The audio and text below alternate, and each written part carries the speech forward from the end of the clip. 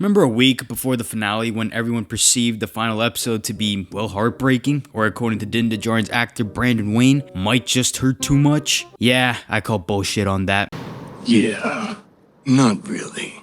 Judging by the title of the video and the first 50 seconds, what a disappointing season from start to finish. You know, after watching the trailers and coming off of Andor, which I've covered, link in the description below, you'd think maybe, just maybe, Disney has learned their lesson that releasing so much shit with piss poor quality can potentially harm their viewership, which seems impossible because you know it's Star Wars, brand that is so beloved and iconic, but nope, they managed to pull that off. Mandalorian, out of any other show Disney has dropped, had the largest potential and was a driving force to take Star Wars in a unique direction.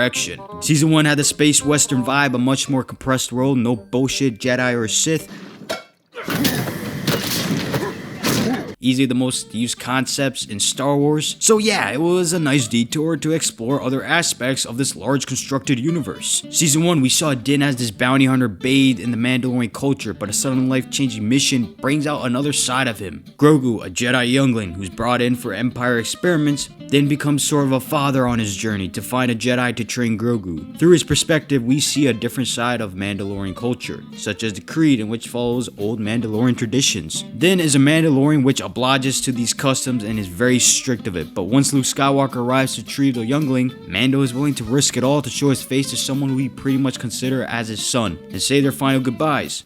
Well, for about a year, because they reunite in a spin-off not titled Mandalorian, giving little to no breathing room of separation, undermining the finale. Trust me, this show has taken many of its concepts and whizzed by them like it was The Flash. Season 2 was okay. I did not like the formula approach. Din needs help, makes a deal to help them if they can't help him, a formula which is present in each episode. But this did open doors for Mandalorian Season 3 to try something different. Book of Boba Fett did screw up a little bit with the reunion of Grogu and Din Djarin, but we did have a whole Darksaber conflict tease at the end of Season 2. And then breaking traditional customs, a lot of unique approaches. And well, let's see how good of an execution good old John and Dave have taken these concepts.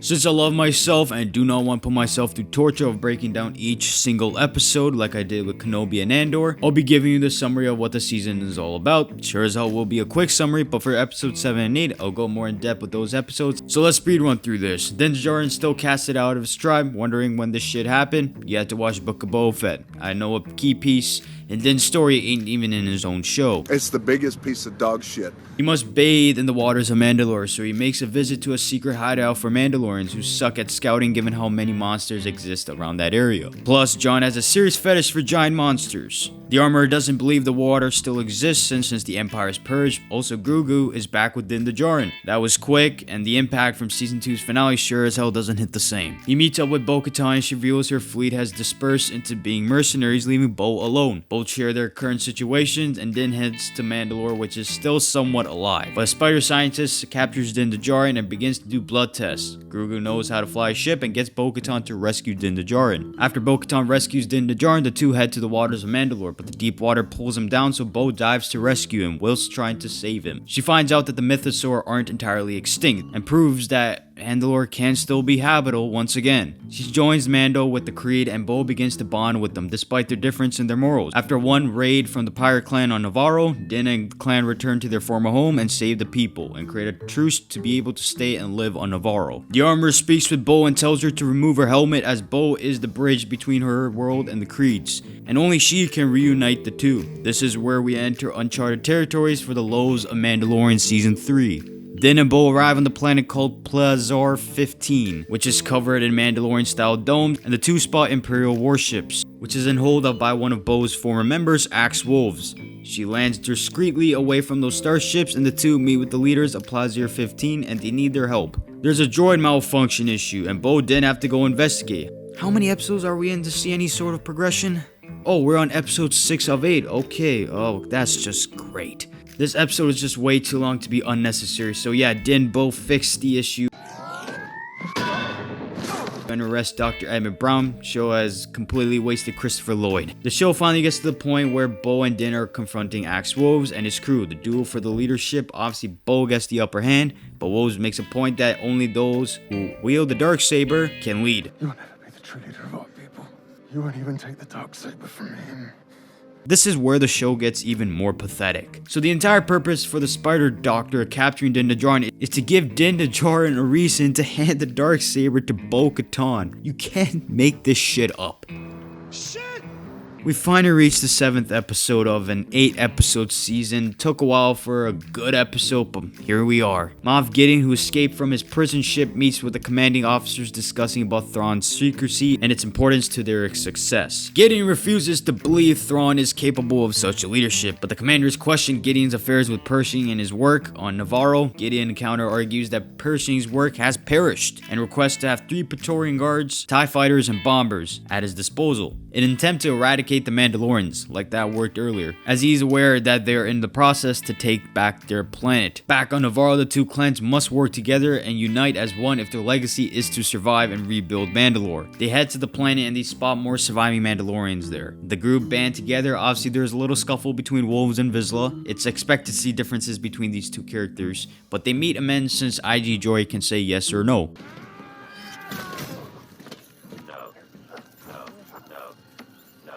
The crew get ambushed by a monster called Trinitar. We need more monsters this season because John has a fetish like I said earlier. This forces the crew to abandon ship and take underground cover. They meet new looking troopers wearing Beskar armor. This leaves the crew trapped and surrounded by none other than Moff Gideon, who loves showing up and making an impact in the final episode. It's in his nature. Only difference is he does not have a mustache. He captures Din Djarin and the 3 Praetorian Guards beat the absolute living crap out of Paz Vizsla and kill him. A noble sacrifice, my friend. Oh wow, an actual episode that has a neat ending and a nice setup. No way the finale can plummet after this.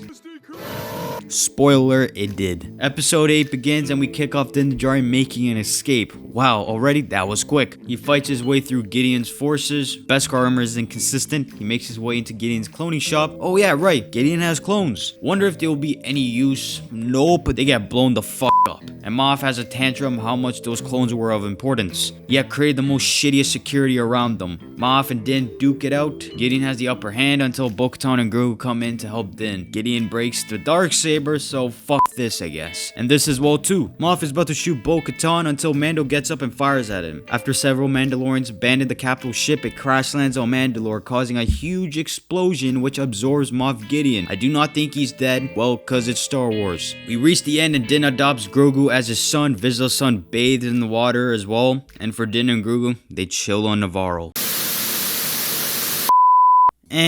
Very disappointed. 3rd season in, you're coming off of 2 disappointments in Kenobi and Book of Boba Fett. You got Andor, which is structurally well done story-wise and visually. And this is what you do for Mandalorian Season 3? Fuck. The best way you can describe Mandalorian Season 3 is it took its concepts and just rushed it like it was late for a deadline. Shit! Now let's talk about Moff Gideon. Mr. Esposito, most of his famous work is him playing a villain. And he's very fucking good at it. I was acting.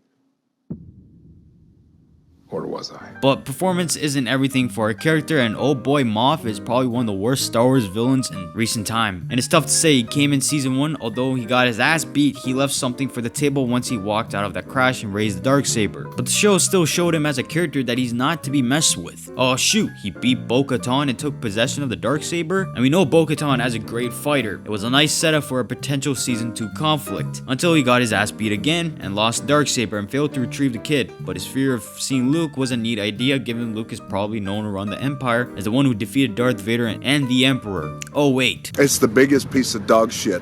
So Moff wanting to die by his own hands is neat and kinda dark, until he got the butt end of missing character 0.1 blaster in the face, knocking him out and taken as a captive. Now we're in season 3 and Moff Gideon has escaped from the prison transport ship and is cooking up a plan to finally take down the Mandalorians. Never let bro cook again. Moff Gideon hasn't done any significant impact nor moves the needle towards him. All he does is boast about his plan. In season finale, he loses. He hasn't won a single damn thing. When he does have an advantage at his disposal, he loses it. Why should I feel any sense of danger for our protagonist when the antagonist himself is all talk no show? He creates a dumb security system around his clones, and they got the butt end of being vaporized, so much for that. Also, his plan makes Palpatine look so much more stupid. Palpatine's quest in the unplanned sequel trilogy is very notable. He struggled creating a clone in which harnessed the Force. Even so, looked completely identical to him. But Moff Gideon Din is able to create not one, but multiple clones of himself capable of wielding the Force. What the actual fuck? You struggle dispersing yourself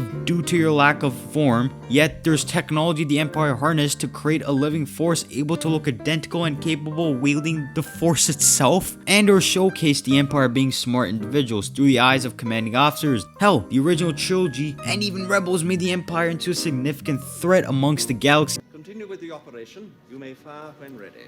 What? You're far too trusting. Dantooine is too remote to make an effective demonstration, but don't worry. We will deal with your rebel friends soon enough. To defeat an enemy, you must know them. Not simply their battle tactics, but their history. Yet the Mandalorian writing team has made the Empire goofballs. For fuck's sakes, we're not even done with this shit show.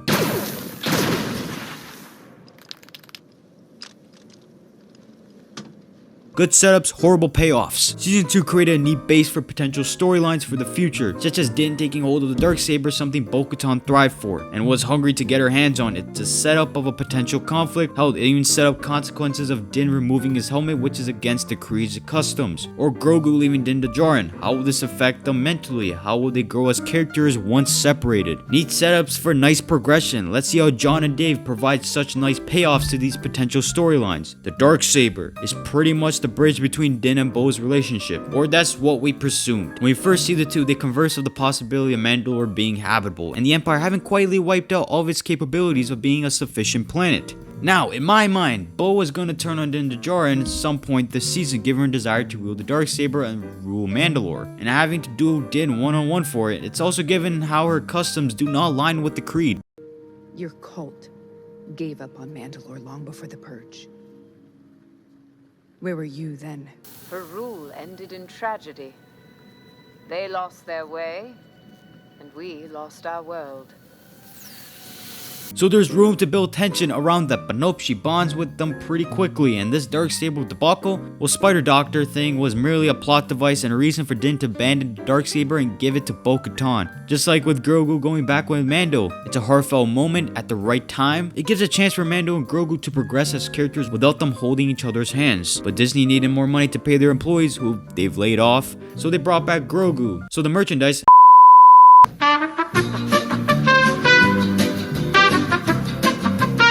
Mando can finally be happy again. It's such a weak move, and this is why I don't look at season 2 the same way I did back then. It just doesn't feel it's been paid off well, given how quick and horribly developed they brought the two together. There's many more issues in that episode in Book of Boba Fett. Let me know if you all want me to review that show. Din Djarin does not progress in this season. In season 1 and 2, Din, although wasn't Mandalorian born, he was raised by Mandalorians and grew to their customs, allowing for much of a dense perspective on many aspects of the Mandalorian culture. A lonesome bounty hunter whose life is changed on one bounty mission, where he finds a youngling that changes his life. They could have went into a direction where he can be the bridge of Bo's clan and his creed, and you can have this internal conflict within him, where maybe there are faults in the old traditions. Maybe he is wrong about his clan. Maybe there's faults on both sides. Now in season 3, they hit the fast forward button with his character uniting Grogu and Din right after they just separated, and the whole Darksaber conflict was copped out by a fucking spider droid.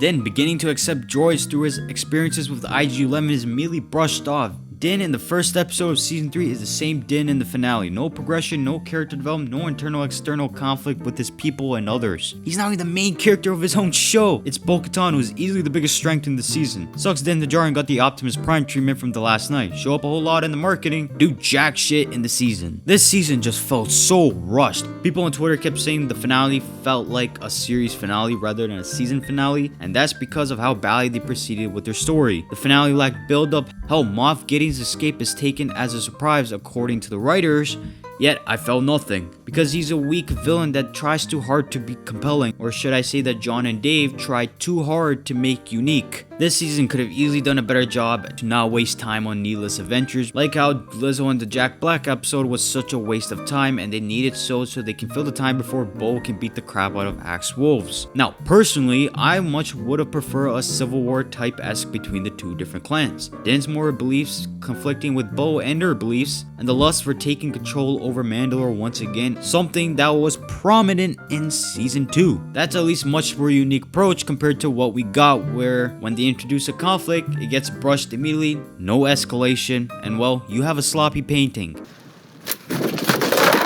I think I've said what's needed to be said about this season. They started great with the space western-esque, now it's a whole lot of nothing. What are you gonna do beyond this? When you couldn't even capitalize on captivating possible storylines, and yeah, I'm not really excited for season 4 and beyond. So yeah, goodbye.